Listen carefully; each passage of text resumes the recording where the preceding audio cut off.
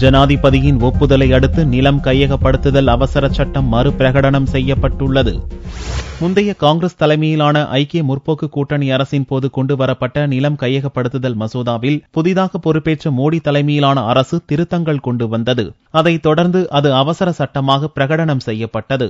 லோக்சபாவில் இதற்கு மாற்றாக மசோதா நிறைவேற்றப்பட்டது. ஆனால் எதிர்க்கட்சிகளின் பலம் அதிகமாக உள்ள ராஜ்யசபாவில் இம்மசோதா நிறைவேற்றப்படவில்லை.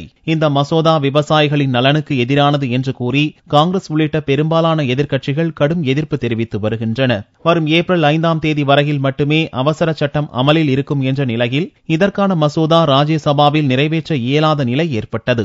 இதையடுத்து நிலம் கையகப்படுத்துதல் அவசர சட்டத்தை மறுபிரகடனம் செய்ய ஜனாதிபதிக்கு மத்திய அமைச்சரவை பரிந்துரை செய்தது. வெள்ளியன்று ஜனாதிபதி பிரணாப் முகர்ஜி இதற்கு ஒப்புதல் அளித்தார். இதையடுத்து நிலம் கையகப்படுத்துதல் அவசர சட்டம் மறுபிரகடனம் செய்யப்பட்டது. இந்த அவசர சட்டம் மேலும் 6 மாதம் அல்லது பார்லிமெண்டின் ஒப்புதல் பெறும் வரையில் அமலில் இருக்கும்.